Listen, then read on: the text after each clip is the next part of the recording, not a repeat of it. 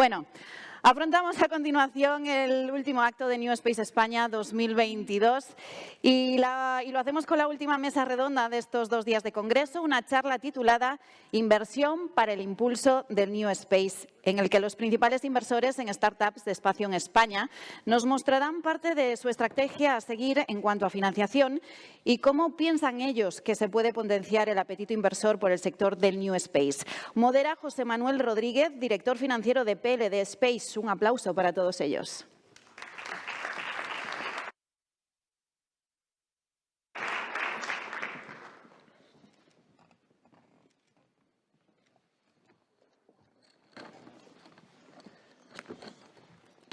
Buenas, se me escucha, ¿no? Bueno, pues me gustaría comenzar esta mesa redonda, en primer lugar agradeciendo a la organización, a New Space, por acoger este evento y darnos la oportunidad de hablar de inversión en este segmento de la economía que pues como un segmento creciente, pues tiene sus particularidades. Así que, vamos a abrir un poco la mesa. Yo soy José Manuel, CFO de PLD Space. En PLD Space nos encontramos básicamente a diario con diferentes retos. Muchos de ellos se asocian a la ingeniería, pero hay otros retos que son, como se acaba de ver ahora, la financiación de esos proyectos. Son proyectos que necesitan cierta financiación y para ello pues se cuenta con financiación pública, pero sobre todo también con financiación privada, que es la que al final nos da esa gasolina para seguir adelante. Así que, me gustaría iniciar este debate dando unos minutos de presentación de cada uno de vosotros, contar un poco vuestro background y a partir de ahí abriremos una serie de preguntas para que vayamos respondiendo con la experiencia de cada uno. No sé si prefieres empezar tú, Miguel. Bueno, vale, me parece bien. Yo lo primero, aquí me considero un poco el raro del grupo. Todo se ha dicho. Por el sentido de que, digamos, de alguna manera represento más el entorno industrial. Nosotros, nuestra experiencia como empresa, cuando hemos realizado inversiones, hemos tenido siempre una visión más, pues, no más industrial, 100% industrial y menos financiera. Es decir, no hacemos una inversión con el objetivo de tener un retorno a esa inversión con lo que esa empresa pueda desarrollar. Evidentemente, si lo hacemos es porque estamos interesados en las actividades que desarrollan, en los elementos innovativos que puedan tener, pero buscamos mucho encontrar sinergias con las actividades propias de nuestra compañía. Y no solo eso, lo integramos dentro de nuestro proceso productivo de desarrollo. De alguna manera, integramos el rigor o el método de las operaciones, lo transmitimos en la empresa a la cual acudimos. Experiencias de este tipo tenemos varias en todos los sectores en los que hemos estado operando.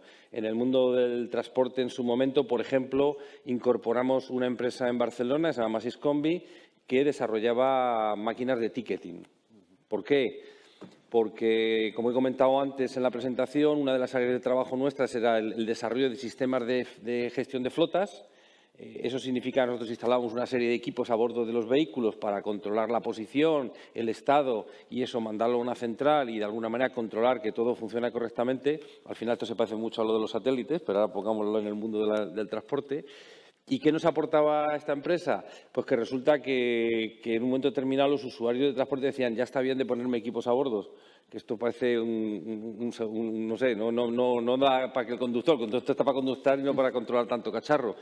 ¿Qué pasó? Pues esos procesos, esos equipos se fueron integrando con el tiempo con las máquinas de ticketing que existían a bordo, con lo cual nos venía muy bien incorporar a nuestra tecnología una empresa que se dedicara a eso y que permitiera hacer esa integración por nosotros mismos. Ese es un ejemplo. Pasó lo mismo en Estados Unidos, donde adquirimos una empresa que se llama Synchromatics, y puedo tener ejemplos similares en actividades de adquisición que hemos hecho tanto en Alemania como en el Reino Unido, donde hemos incorporado empresas que encajaban muy bien. Por ejemplo, en Alemania nos encajaban muy bien por el tema de las operaciones de los satélites. Nosotros desarrollamos sistemas de control en tierra, tener alguien que me pueda ayudar a entender cómo operan mis usuarios, pues me venía muy bien. Poder, además, dar soporte a mis usuarios a través de una empresa que tenía esa experiencia, pues me venía muy bien también. Pues la compré y la incorporé. Y me pasa igual en el Reino Unido con temas de navegación, que hicimos una situación parecida.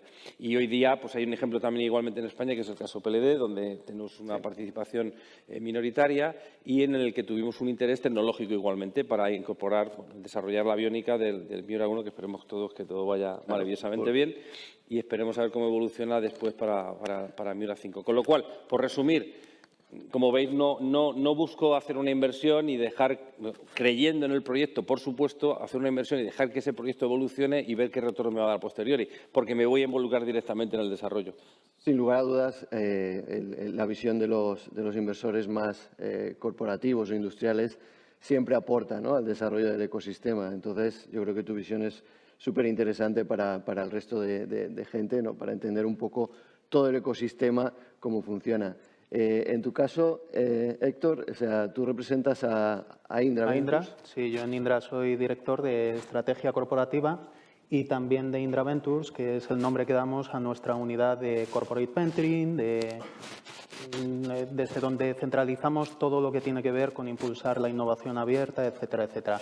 Por lo tanto, entre otras cosas, todo lo que tiene que ver con la colaboración y también inversión, por supuesto, en startups. Aquí decir que no eres el único raro, somos dos raros, nos han puesto juntos, porque siendo de Indra, obviamente todo lo que has dicho me encaja perfectamente. O sea, también somos un corporate, las inversiones que buscamos obviamente tienen que tener un sentido industrial, somos un socio industrial, no buscamos tanto, aunque por supuesto también tiene que existir ese retorno financiero, pero no es el objetivo de las participaciones que tomamos. Si entramos a últimas inversiones, bueno, nuestra última inversión fue Sateliot. Tampoco hace falta inversión, bueno, la toma una participación minoritaria en la Serie A. Tampoco hace falta, creo, que entre ya mucho, porque de hecho está por aquí Jaume, ayer participó. Sateliot, bueno, es una startup de nuevo espacio, perdón por el término, simplemente por hacerlo corto, que está buscando desarrollar, desplegar una constelación de satélites para comunicaciones IoT. Muy bien, pues me encanta que os defináis como raros, porque al final siempre lo he visto desde el punto de vista del emprendedor o de la empresa que está haciendo algo nuevo, siempre existe esa terminología de me siento el raro, ¿no?, cuando vas a ver a los inversores, porque al final son historias pues muy diferentes, ¿no? Pero veo que desde el punto de vista del inversor también existe ese leitmotiv. Pablo, en tu caso, cuéntanos un poco tu trayectoria y background. Sí. Yo soy mucho más raro. Yo, bueno, creo que represento a los business angels o las personas que invertimos de forma directa en startups y en empresas. Mi background es en la consultoría grande. Estuve 30 años entre Ernst & Young, Deloitte Consulting y SAP. Y cuando ya acumulé un pequeño capital, pues empecé hace 15 años a hacer inversiones directas en diferentes startups, de forma muy anárquica, aprendiendo on the go lo que se puede y lo que no se puede hacer, meter todos los huevos en la misma cesta, perderlos todos. Poco a poco fui aprendiendo. Y desde hace 5 años, pues de una manera más estructurada, fundé junto con un par de socios una gestora de fondos.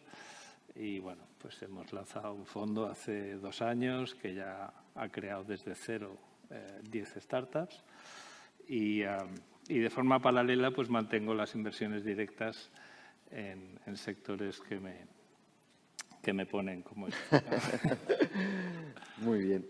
Pues Roberto, tú representas un poco al sector Venture Capital, ¿no?, privado. O sea, cuéntanos un poquito tu background y un poco cuál es el objetivo, ¿no?, de Be-Able. Bueno, primero agradecer a Alen la invitación. Es un honor estar aquí con vosotros y os voy a explicar un poco lo que nosotros hacemos, ¿no? Nosotros, Be-Able Capital es un fondo de Science Equity que básicamente es aportar capital a la ciencia con un objetivo de llevarlo a la industria.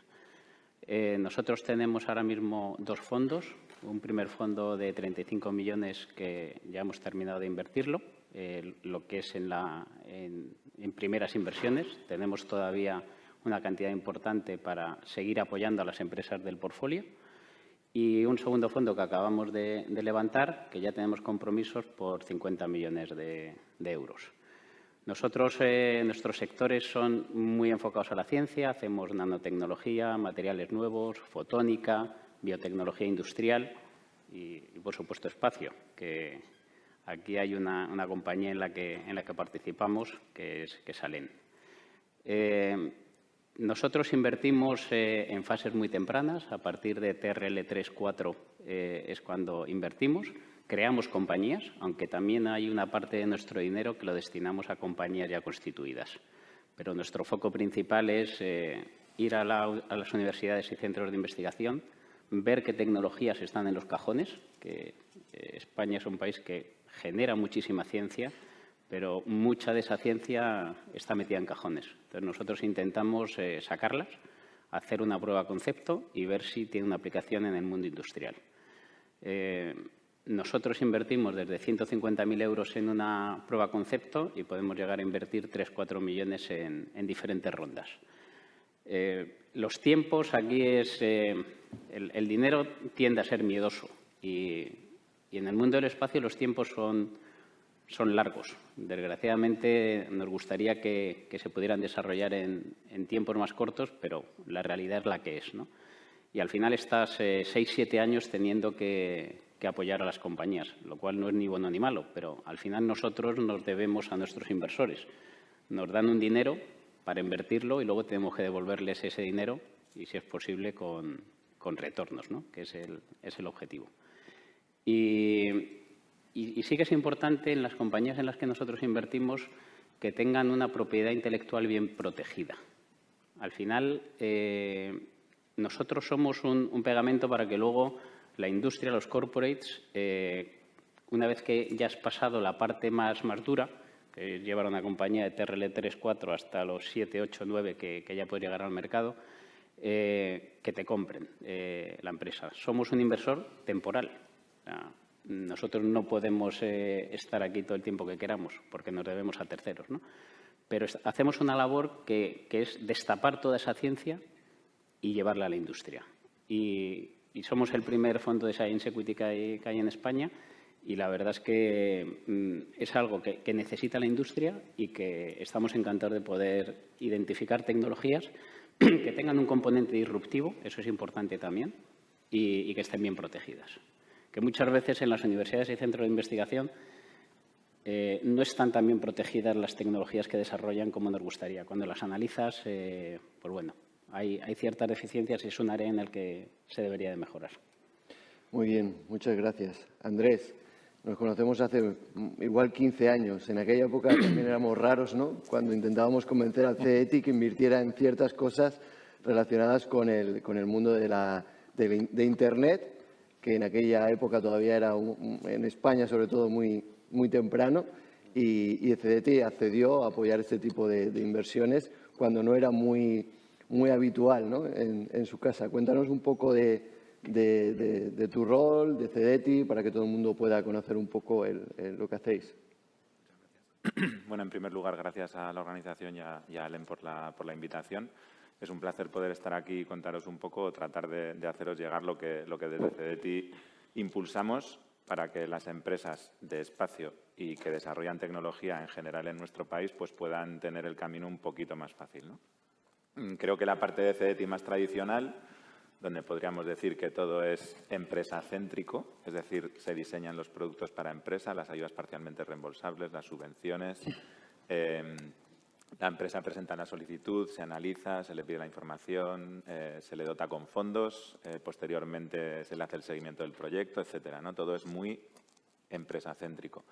Sin embargo, en la parte de capital, que tal vez es un poco más desconocida de CEDETI, pues inicialmente empezamos impulsando la actividad de fondo de fondos, es decir, nosotros nos comportábamos, como decía Roberto antes, y de hecho somos partícipes de sus dos fondos, pues impulsamos fondos tratando de aportar capital a esas iniciativas que nos parecen interesantes porque apuestan por tecnología y tratando de tener un papel de inversor ancla que facilite el que otros inversores privados puedan también apostar por esas iniciativas de inversión. Y posteriormente, el año 2019, cambiamos un poco el paso y dejamos de comportarnos como un fondo de fondos y pasamos a hacer coinversión directa en empresas tecnológicas. Entonces, en esta parte de capital, que es un poco más desconocida de Cedeti, es más desconocida por una razón muy clara, y es porque no somos empresa céntrico en esa parte. Sí que diseñamos los productos para que las empresas puedan acceder a financiación y, de hecho, tenemos participadas, pues, orden de magnitud más de 100, estamos ya por encima de las 100, y en espacio tenemos empresas, pues, Alen es participada nuestra directamente, PLD también, EMSIS, Pangea, Satlantis, Blue Marble. O sea, tenemos una cartera de empresas del sector espacial que nos parece que es muy interesante, ¿no? Pero la cuestión es que, si bien participamos en esas compañías directamente, siempre lo hacemos de la mano de un inversor privado. Es decir, aquí es inversor céntrico, la parte de capital. ¿Por qué es inversor céntrico? Pues por varias razones. La principal es porque nosotros somos lo que se llama en el sector backseat investor. O sea, vamos en el asiento de atrás. Somos un inversor que no nos queremos meter en la gestión de las compañías. Entonces, necesitamos a un inversor privado que nos ayude, pues, en el tema de valoración de la compañía, negociación de las condiciones de entrada, y luego que ese inversor privado, pues, tenga, que es uno de los objetivos también del programa, un papel activo en la gestión de esas compañías, participando en su consejo de administración y tratando de aportar valor a esa compañía.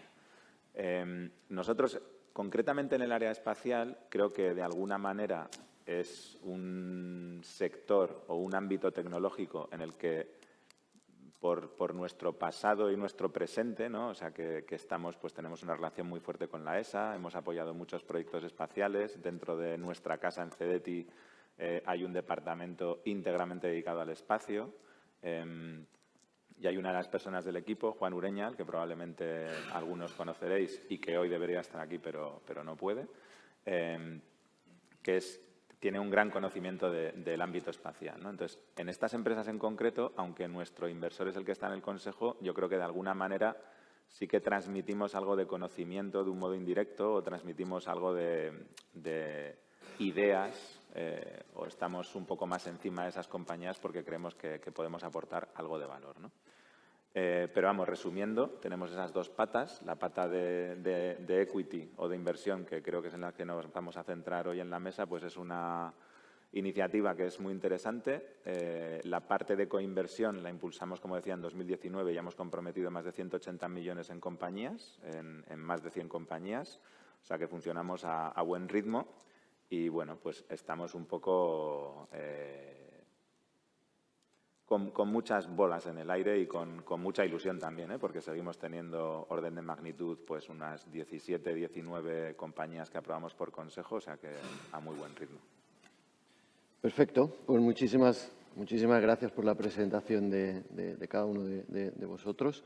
La primera pregunta que me gustaría plantear es que nos contaréis un poco, sin extenderos demasiado, pero ¿cuál ha sido vuestra última inversión en el sector Space?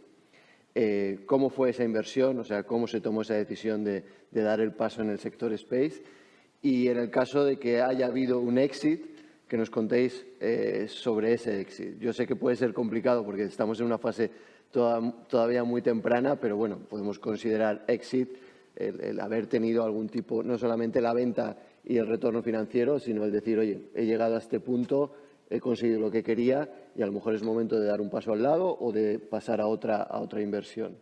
Si quieres, Miguel Ángel, podrías comentarnos un poquito. La última inversión a la que nos hemos enfrentado fue justo durante la pandemia. De hecho, esto fue una adquisición remota, completamente. Todo el proceso se realizó de manera remota porque estábamos confinados. Y está relacionada con una actividad en el Reino Unido, una empresa que se llama NSL, que es una spin-off de la Universidad de Nottingham, muy especializada en el área de navegación. Como he explicado antes, el área de navegación es un área en la que estamos fuertemente implicados, pero ellos están muy localizados en el mundo del downstream, en el mundo de las aplicaciones.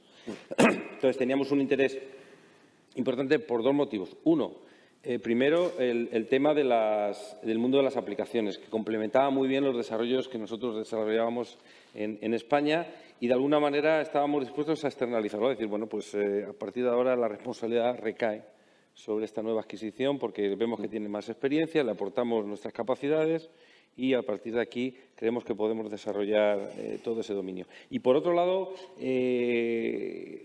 veíamos una oportunidad por el Brexit. Veamos el lado positivo del Brexit y es UCA se sale del negocio, no puede seguir en el negocio de navegación de la Comisión Europea por razones obvias, va a tener que desarrollar sus propias capacidades. Esta empresa está muy bien posicionada localmente, está muy bien vista como empresa en el mundo de la navegación, pues es una oportunidad para desarrollar esas capacidades de manera externa y sin que eso interfiera con las actividades que nosotros hacemos por otro lado. Esa fue la motivación. El proceso fue relativamente sencillo, bueno, sencillo complicado, como puedan ser estas cosas, ¿no? Pero no hubo grandes puntos de encuentro y la actividad se ha integrado, bueno, se lleva a término. Ya digo, esto se realizó en el año 2020, bueno, estaba en plena pandemia, en pleno confinamiento. Se hicieron todos los procesos, se integró la compañía y ahora mismo está funcionando de manera activa. No tenemos ninguna intención de salirnos de momento. O sea, la cosa va funcionando bastante bien. Quizá, a ver, la parte de aplicaciones ha funcionado, esa integración ha funcionado relativamente bien. La parte de segunda que decía va un poco más lenta porque el Gobierno británico está más lento en su proceso de desarrollo de aquello que esperábamos que fuera a ocurrir. Que, bueno, de momento no ha sido, pero suponemos que ocurrirá. Muy bien, Miguel Ángel. Es sorprendente la cantidad de transacciones que se dan durante el confinamiento, ¿no? Parece que estaba la economía parada, pero la gente estaba comprando e invirtiendo todavía en empresas. Héctor, ¿nos podrías contar un poco tu última adquisición e inversión en Space? ¿Cómo fue? Empezando por la parte más corta de la respuesta, no tenemos exit, pero en el sector, pero en nuestro caso, y como decía antes, tampoco es sintomático de nada. Quiero decir, haya muchos o haya pocos exits, que bueno, en el sector hay pocos, en principio, podemos decir, pero nosotros no operamos en esos términos, sino que siendo un socio industrial lo que buscamos es otras cosas. Es más, existiendo ese encaje estratégico en las empresas en las que invertimos, nuestra vocación más bien es de permanencia. Luego se puede dar un exit, como no, se puede dar, pero a priori no es lo que estamos buscando. En cuanto a el racional de la inversión, antes hablábamos de Satelliot, última operación. Bueno, pues aquí digamos que hay varios racionales. También porque nosotros, como Indra, bueno, somos una compañía muy compleja y a su vez tenemos muchas patas, muchos negocios distintos. Primero, hay que decir que obviamente, ya lo sabemos, somos un player de espacio. Segundo, hay que decir que estamos desarrollando o tenemos una joint venture con Enaire, que es Startical, también conocéis, a través de la cual estamos desarrollando una constelación propia ya. Y luego tenemos otros tantos negocios en los que el caso de Satelliot como usuario final también es muy interesante. Y aquí, y empezando por esto último, esta solución de comunicaciones IoT para nosotros tiene mucho potencial y queremos explorarlo en el negocio de defensa y seguridad, por supuesto, donde además querríamos trabajar en adaptarla a los requisitos de este negocio tan particular. Y, por supuesto, en Minsight, es decir, en todo lo que tiene que ver con nuestro negocio de IT y, en concreto, en todo lo que tiene que ver con lo que llamamos Phygital, que es donde englobamos el negocio de IoT y de la explotación de todos los datos que provienen de esta hiperconectividad, el IoT. Luego, a su vez, decía, bueno, es que tenemos distintas gorras. Con la gorra Startical puede haber sinergias, sin duda, en un futuro. Nosotros, además, tenemos esa vocación de estar en proyectos que creemos que son tractores y proyectos muy importantes para nuestro país. Y luego, por supuesto, también como un player de espacio, como un proveedor de misión, pues también vemos muchas sinergias en este sentido. Muchísimas gracias. Pablo, tu última inversión en Space y cuál es lo que te mueve a invertir en Space y si ha habido algún exit, que ya podemos presuponer que por lo temprano que estamos en esa fase es complicado. Sí, bueno, mi última inversión, como sabes, ha sido en aeroespacial, ha sido PLD Space. No ha habido éxito todavía. Oportunidades creo que habrán relativamente pronto, pero solo llevo 3 o 4 años. Las razones son a ver, aparte de vicios privados y demás, que tengo cierta inclinación por la aeronáutica y demás,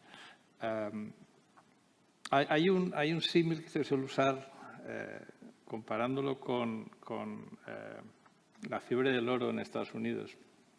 Y es que, bueno, pues habían mineros que se hicieron ricos porque encontraron oro, otros que no, pero los que siempre ganaron dinero eran los que vendían picos y palas, ¿no? Entonces, en los negocios nuevos, entre comillas, sectores relativamente nuevos en los que entro, siempre busco el vendedor de picos y palas. En el caso en IT, que ha sido mi profesión y de lo que sé un poquito más, pues cuando me he metido en Web3 o en cripto he buscado plataforma, gente que haga las herramientas, tal. Cuando me he metido en temas de terapias génicas y temas en biotech, pues he buscado gente que haga vectores víricos para terapias génicas, vectores, es decir, gente que son... Cuando me he metido en aeroespacial he buscado al transportista. Básicamente o sea, habrán satélites de observación, de comunicaciones, de navegación, pero todos necesitan un transportista para portes cortos, solo 400 o 500 kilómetros, pero todos para arriba. Entonces, cuando vi la oportunidad en PLD Space, pues eso dije, ahí está el fabricante de picos y palas, ¿no?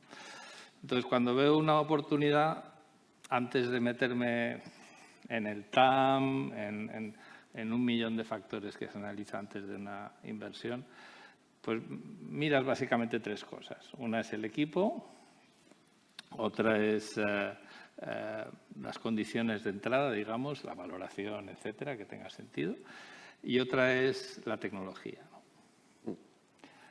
La tecnología tiene que resolver un problema, tiene que, por ejemplo, esos 10 satélites que tenía la ESA en el suelo esperando transporte. Esto es conocido, hay mucha necesidad de ese tema. Estuve analizando de entrada esas 3 cosas y check. Entonces ya me metí a fondo. El problema que hay cuando yo entré, el problema que tuve yo cuando entré en aeroespacial es que no tenía ni pajolera idea. Es decir, en biotech me había pasado lo mismo. Entonces lo que se busca en esos casos es alguien que sepa, que te ayude a hacer la due diligence técnica, digamos, ¿no? Entonces lo encontré en un amigo mío que ha trabajado en el sector y que es ingeniero aeronáutico. Él me hizo, digamos, analizando todos los papeles de gestión de proyecto, de gestión de riesgos, de los informes del comité de seguimiento técnico, etcétera, etcétera. Yo le hice solo una pregunta y dije, dime si ahí hay un motor cohete o no.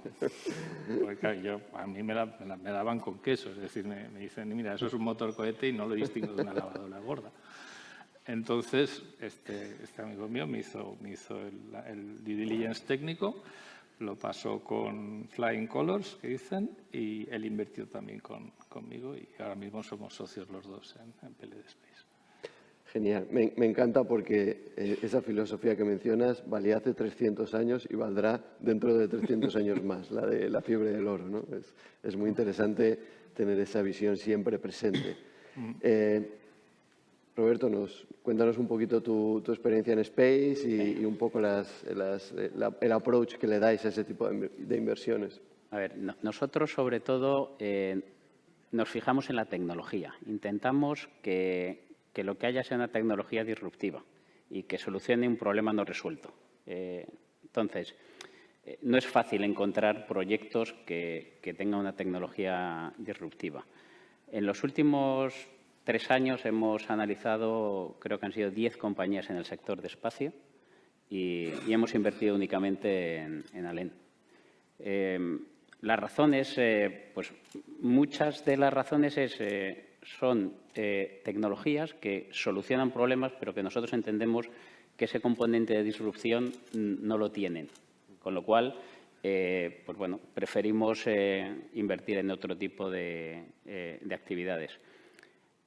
Está muy bien dicho esto de invertir en tecnologías disruptivas, pero la mitad de las compañías en las que invertimos o tecnologías en las que invertimos las perdemos. Es decir, tenemos un ratio de mortandad del 50% cuando hacemos una prueba concepto. Es decir, no todo es tan bonito. Tú llegas, poner dinero, hacer la prueba concepto y ¡pum!, no sale.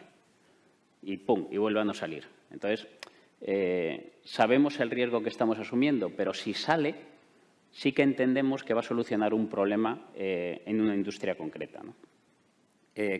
Con Alén estamos encantados. La verdad es que cuando analizamos la operación había un componente que es fundamental y es que había un equipo con un conocimiento muy importante, con un liderazgo claro tanto a nivel tecnológico como a nivel de poder poner en el mercado.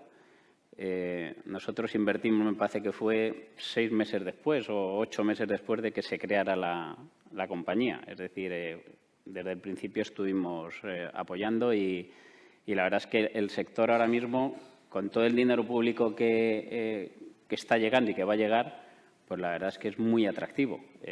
Es verdad también que cuando analizamos las compañías, todo nos parece que las valoraciones son altísimas. Cuando uno invierte siempre le parece que...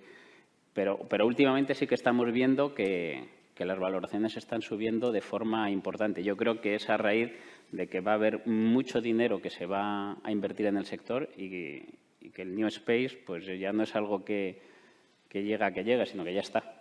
Y creo que eso sí que va a ayudar a que haya más compañías en el espacio. Exit ninguno.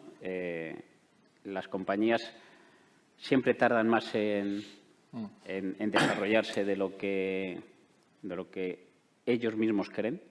O sea, cuando te presentan el plan de negocio y estamos muy acostumbrados, no se cumple ninguno.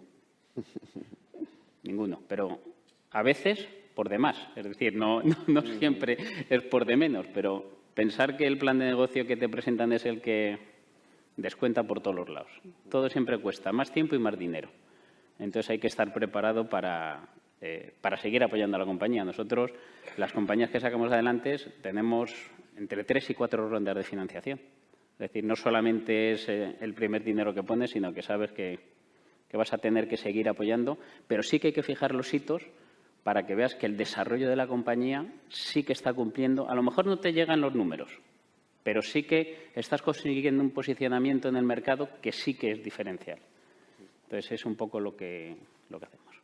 Muchísimas gracias. Andrés, tú seguro que has visto, vamos, un montón de empresas. Entonces, cuéntanos un poco, Cedeti, en esta inversión en Space, ¿qué decisiones toma? Que creo que serán mucho más sencillas y si ha habido algún éxito.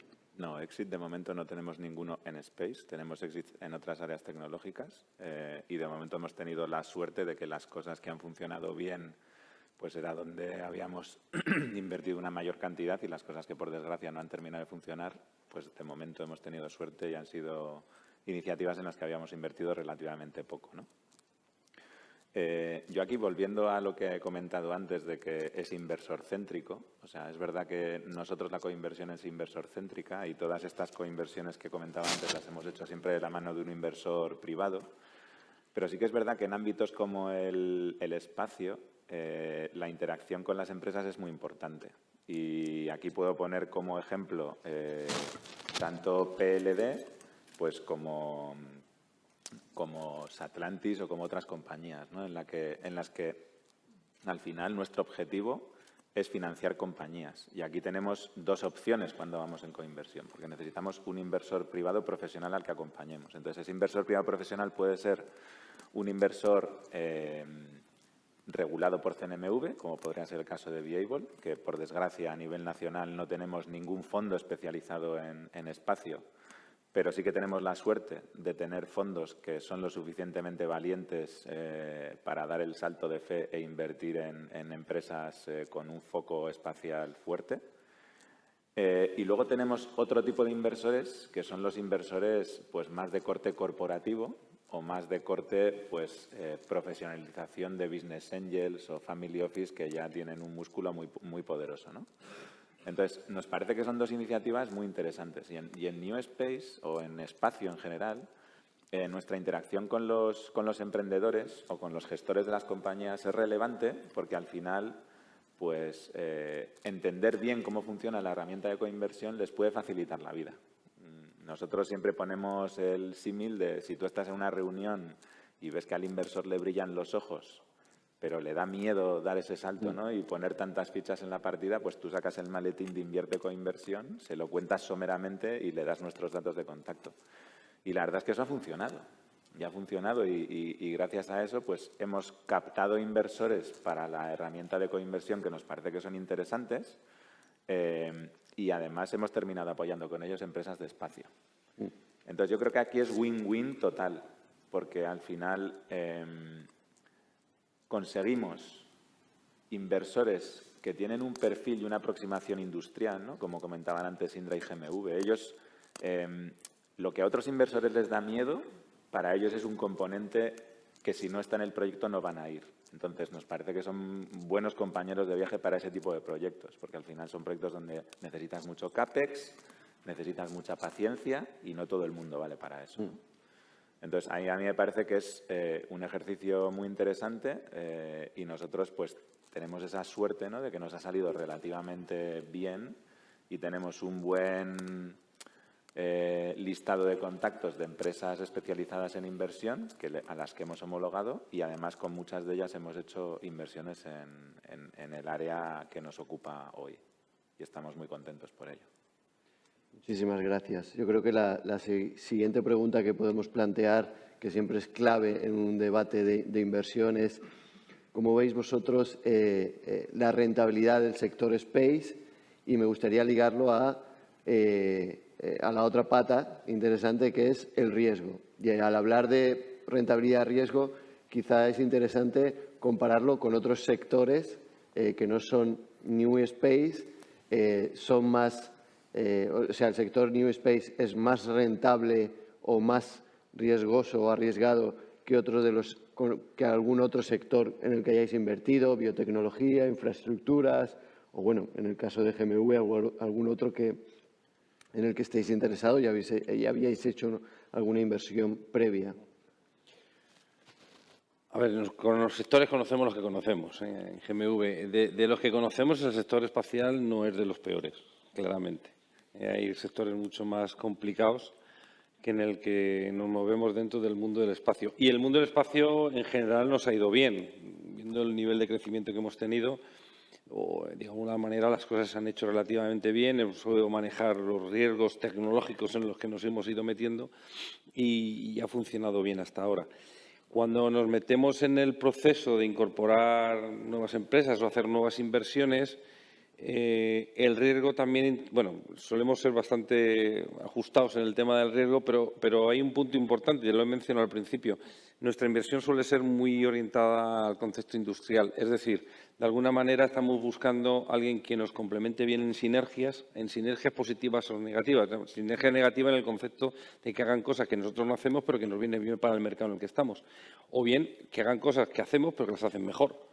Entonces, todo eso, si lo ponemos junto, y como además, cuando entramos en esa adquisición, queremos de alguna manera también hacer un seguimiento más o menos cercano, depende del tipo de mercado en el que estemos y el tipo de actividad, de alguna manera no es como una inversión financiera, que ponemos el dinero y dejamos a que ellos prosigan a ver a dónde llegan. De alguna manera nos acercamos mucho al proceso operativo y a las operaciones del día a día, con lo cual el riesgo, yo diría, no es más allá del riesgo que ya vivimos propiamente en nuestras actividades normales.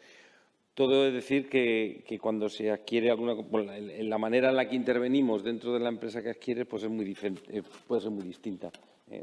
Lo que intentamos normalmente es adaptarnos mucho al medio en el que se encuentran ellos mismos y el entorno en el que se manejan, sin olvidar lo que he dicho antes, que de alguna manera nosotros no vamos a por la inversión del banco, sino que vamos a intentar que aquello crezca y que crezcamos juntos en la operativa propia de las empresas.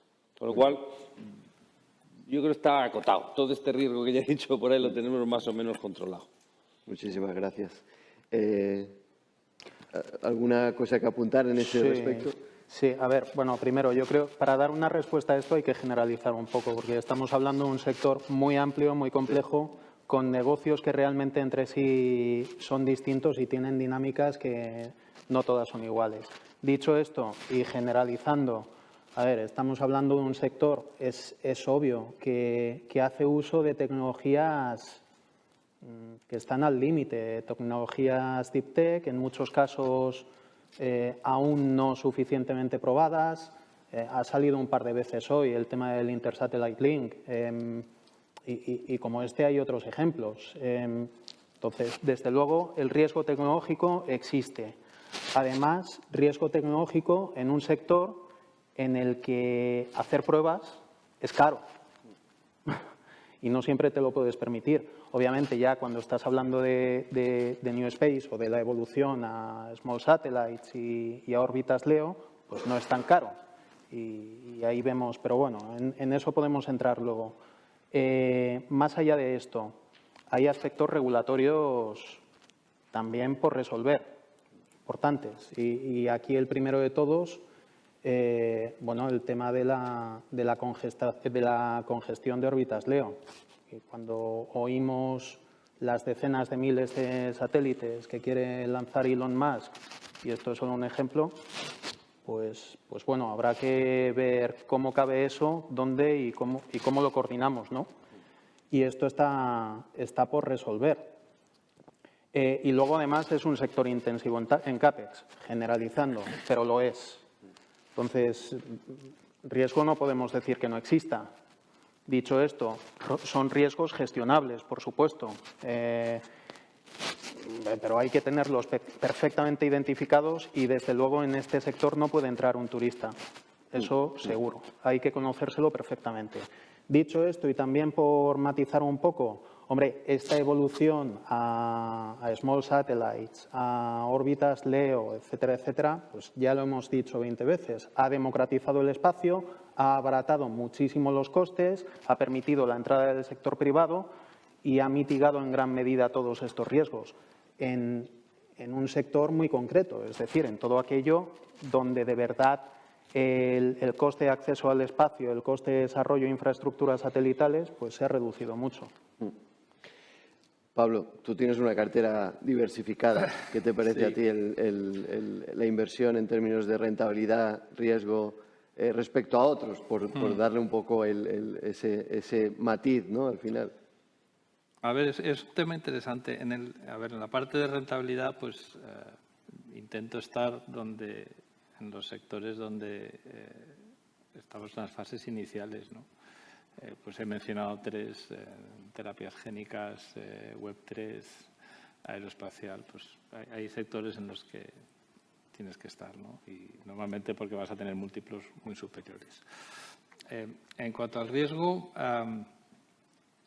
los riesgos se gestionan. Es decir, es un sector, creo que lo has dicho tú muy bien, es un sector pues que, dado el exceso de demanda que hay hoy en día, riesgo comercial hay poco, riesgo técnico pues es evidente. Pero aquí hay un matiz que tiene mucho que ver con lo del New Space, aunque con la cantidad de definiciones que han habido hoy igual meto la pata, pero yo soy muy valiente. Mi manera de entender el New Space está muy ligado a órbitas bajas, ¿vale? La órbita baja ha transformado negocios que eran one time, es decir, satélites multimillonarios, un proyecto de 15 años de desarrollo para ponerlo en órbita geoestacionaria, y que tiene que durar 20 años en el sitio para poder amortizar la inversión. Esto se ha sustituido por satélites que duran 3, 4 años. La basura espacial se quema ya solita en la reentrada.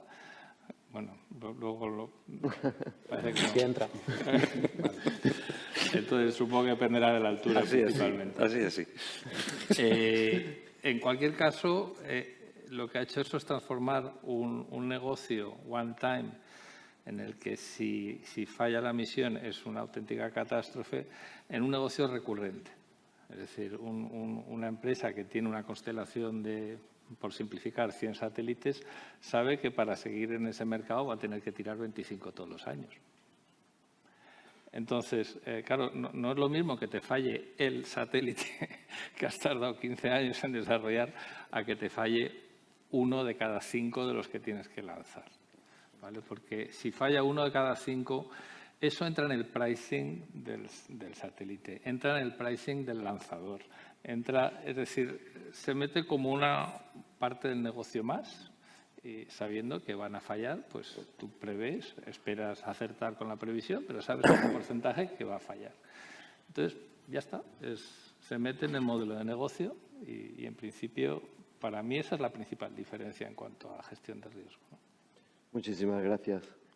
Roberto. Bueno, cuando hablamos de riesgo, hay un binomio que está siempre unido y es riesgo-rentabilidad. Entonces, cuanto más riesgo, más rentabilidad. Eso es así. El que sale bien. Por eso estás pidiendo más, porque las probabilidades de que salga son más bajas, ¿no?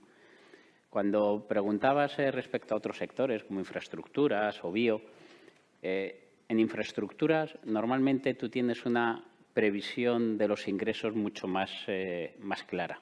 ¿Eso qué es lo que hace? Que un negocio de infraestructuras, cuando tú tienes una visión clara de los ingresos, la rentabilidad que le puedes pedir a eso es relativamente baja. Mientras que cuando tú no tienes esa visibilidad, pues tú le estás pidiendo retornos más altos. En el mundo bio, la suerte que tiene el mundo bio es que ya se ha estandarizado la forma de inversión. Porque un fármaco tarda 15 años, por lo menos, en salir al mercado y están muy definidas las fases en las que el fármaco, desde la molécula, la fase preclínica, la fase 1, la fase 2, la fase 3, todo está mucho más estandarizado. Hay fondos especializados en lo que es el desarrollo del principio, en lo que es a la mitad y lo que es al final, ¿no? Con lo cual es una industria que ya está bastante hecha y, de hecho, hace poco salía un estudio de las farmas, cómo habían cambiado su forma de invertir en nuevos fármacos. Y hace 30 años casi todo era I+D propio. Y lo que era el negocio de M&A, de compras de compañías, era prácticamente nulo.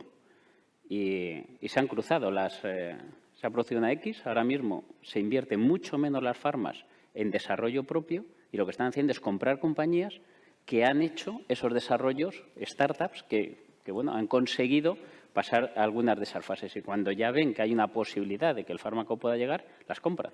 Entonces, es una industria que la verdad está ya bastante estandarizada. Eso todavía no ha ocurrido en el mundo del espacio. Llevará, entiendo, bastante tiempo, ¿no? Entonces, como resumen, cuanto más riesgo tienes en un negocio, le tienes que pedir más rentabilidad. Muy bien. Andrés, te voy a pedir un poco de brevedad porque vamos mal de tiempo y me gustaría cerrar con una última pregunta, pero si nos puedes dar un poquito tu visión. A ver, nosotros aquí somos muy raros, porque buscamos algo que precisamente es lo que los inversores tratan de evitar de alguna manera. Nosotros cuando apoyamos un proyecto, cuando participamos en una ronda y financiamos una compañía con un inversor privado, queremos aportar adicionalidad. Queremos que nuestra aportación marque una diferencia.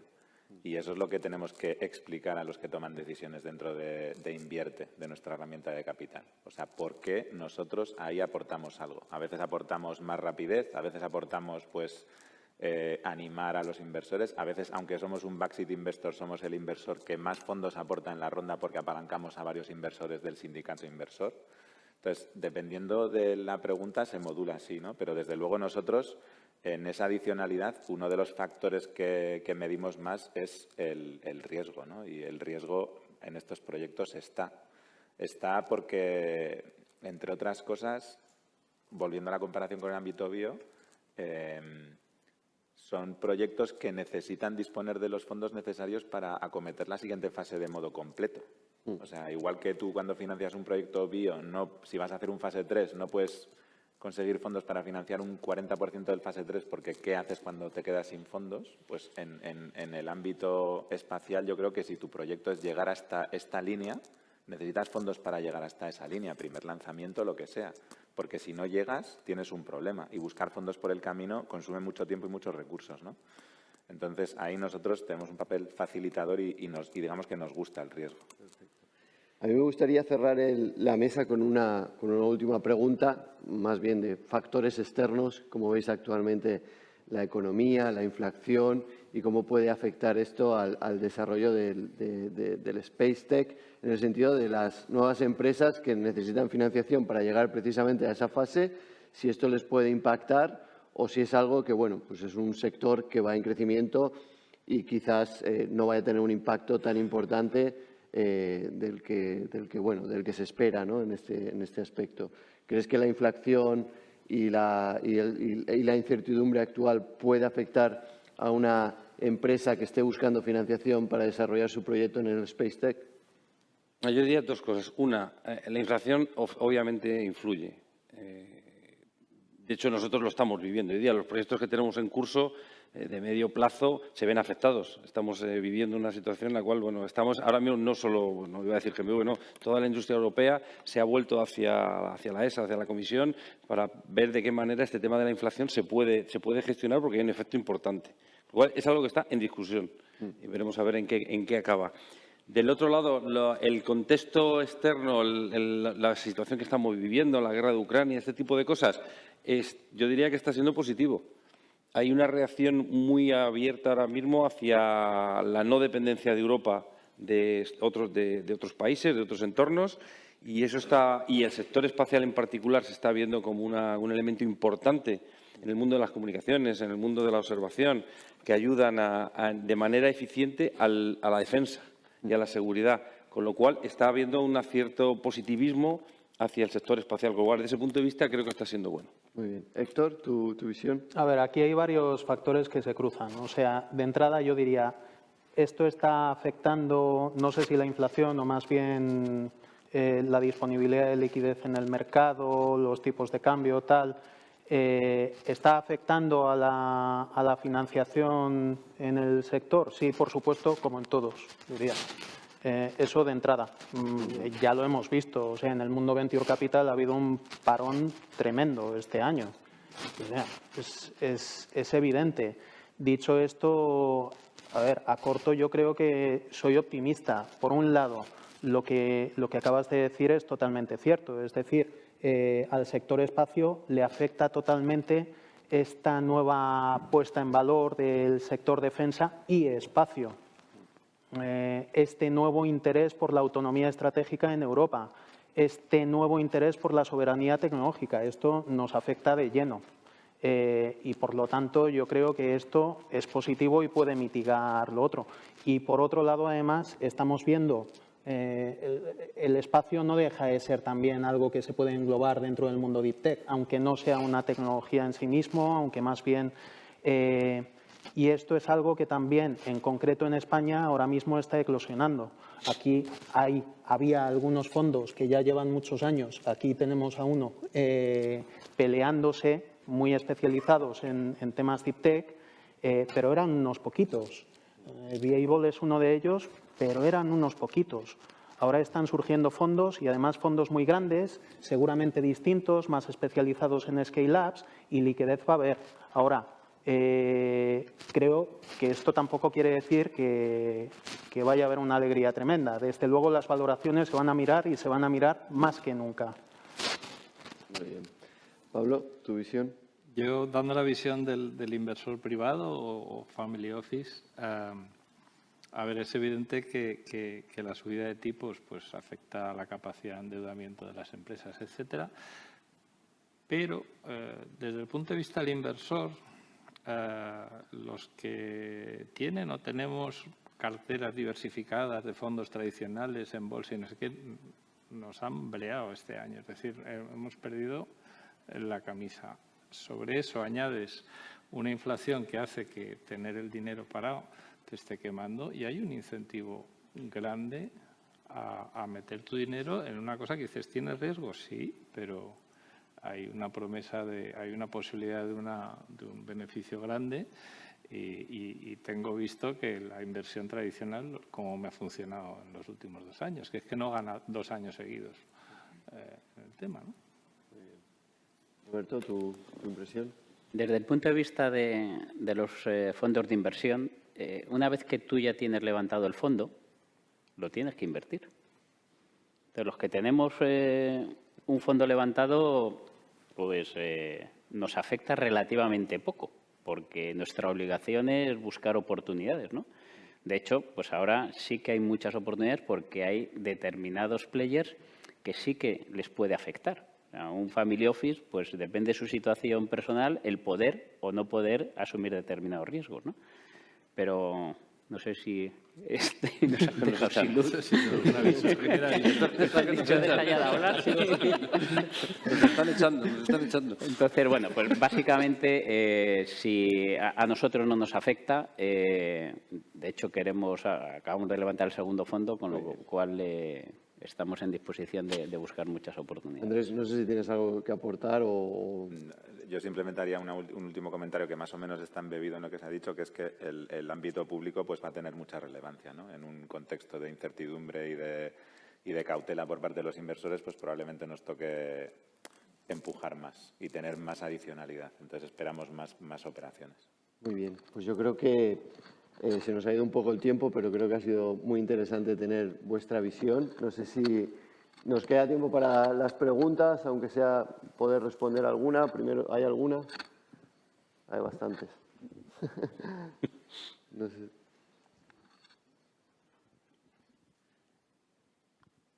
Buenas. Bueno, antes de nada, agradecer la presentación. Hasta la verdad que muy bien y bastante diversas las respuestas. Yo quería preguntar cuál es vuestra visión, sobre todo la percepción que tenéis a la hora de hablar con el ecosistema del capital riesgo y el capital institucional a la hora de invertir en espacio. ¿Cómo lo veis? Y luego también, ¿cómo les recomendáis, porque espero que lo hagáis, para que inviertan en espacio? ¿Cuál es esa aproximación que tenéis con otros players? Pablo. Ahora mismo en capital riesgo hay un mantra, que es ¿cuándo vas a alcanzar el break-even y para cuánto tienes caja, ¿no? Entonces, tu plan de negocio y tus planes futuros los tienes que orientar para dar respuesta a ese mantra. Porque, es decir, tienes que alcanzar lo antes posible un producto mínimo viable para llegar al mercado y no ir a por lo gordo, sino ir a lo pequeño que pueda salir pronto y alcanzar la rentabilidad pronto. No sé si yo solamente apuntar que, a ver, los gestores de compañías de startups se pasan la vida levantando dinero. Sí. Y eso es muy duro. Entonces, intentar, ya sé que es muy difícil, pero que por lo menos financies un par de años. Hay muchas startups que piden dinero a 1 año y a los 6 meses ya están otra vez en el mercado pidiendo dinero. O sea, el trabajo de un CEO de una startup es buscar dinero. Y creo que tiene que hacer otras cosas. Tiene un equipo, tiene que ayudar a la estrategia. Entonces, en la medida de lo posible, tener por lo menos un par de años con el dinero que conseguir levantar. Yo sí puedo aportar. Yo diría que por nuestra parte intentamos mucho incentivar el que los inversores tomen iniciativas, inviertan en este tipo de compañías. Y, de hecho, yo creo que es muy positivo el que pues, Inverredi ha invertido en varias empresas de espacio, Almamundi ha invertido en empresas de espacio, Beable ha invertido en empresas de espacio, Conexo GED ha invertido en empresas de espacio. Entonces, yo creo que al final puede parecer algo anecdótico, pero no lo es. Porque una vez que has invertido en empresas de espacio, empiezas a meterte en el sector, empiezas a entender mejor el contexto y puedes hacer más operaciones futuras. Entonces, a nosotros eso nos parece que es algo muy positivo y que tratamos de impulsar desde el ámbito público. Sí, buenos días. Dice el diccionario de la Real Academia que invertir es cambiar el sentido, la orientación o la posición de las cosas. Entonces, mi pregunta sería por el día después, ¿no? ¿Qué experiencia tenéis en una compañía en la que llegáis al primer consejo después de haber invertido? ¿Cuáles son probablemente los elementos más duros de la conexión cultural con lo que esperáis y la falta de entendimiento de cultura de compartir la compañía que pueden tener los empresarios cuando os invitan a compartirla, ¿no? Yo lo que te puedo decir es que los planes de negocio sean los más realistas posibles. Cuando tú las expectativas las elevas demasiado, es muy fácil que en poco tiempo te des cuenta que no te han dicho toda la verdad. Entre otras cosas porque muchas veces no se sabe. O sea, llega un momento en que tú le dices a alguien, oye, hazme un plan a 3 años. Bastante con saber qué me va a pasar el año que viene. Entonces, claro, tenemos que asumir que es un ejercicio de voluntad, pero sobre todo que lo que te han contado, cuando tú empieces a estar dentro de la compañía, se asemeje bastante a la realidad. Llegar a una compañía que te han vendido una moto y abres el primer armario y cae un esqueleto, la credibilidad de todo el proyecto empiezas a cuestionarla, ¿no? Entonces, ser muy realista y contar lo bueno y lo malo. Si al final, si vamos a ser socios y vamos a ser compañeros, que sepamos todos en el campo en el que jugamos. Y creo que eso es fundamental. Si eso no ocurre, pues la relación enseguida se puede torcer, ¿no? Sí, adelante, Pablo. Yo apuntaría que, a ver, no hay una fácil, o sea, no hay ninguna fácil. Levantar una empresa es muy difícil. Contra más rápida es una empresa, más deprisa vienen los marrones y es una cosa difícil. Entonces, es muy frecuente en empresas jóvenes que el CEO o el equipo director tiene que cambiar muy rápidamente su rol y tiene que aprender muy rápidamente. Entonces, los CEOs, el equipo de dirección tiene que estar con la mente muy abierta y dispuesto a aprender, porque es muy frecuente la situación en la que los que han liderado la empresa en las fases muy iniciales después no funcionan en las posteriores, ¿no? Entonces, he visto bastantes casos en los que sí, que ha funcionado, pero implica una flexibilidad y una voluntad de aprender por parte de los gestores. ¿Alguna pregunta más? No consigo ver. Pues, bueno, si no hay ninguna pregunta más, me gustaría agradecer a todos los miembros de esta mesa. Ha sido una conversación, o sea, una discusión muy interesante y creo y espero que haya aportado valor a toda la gente del auditorio. Así que muchísimas gracias a todos y vamos a seguir.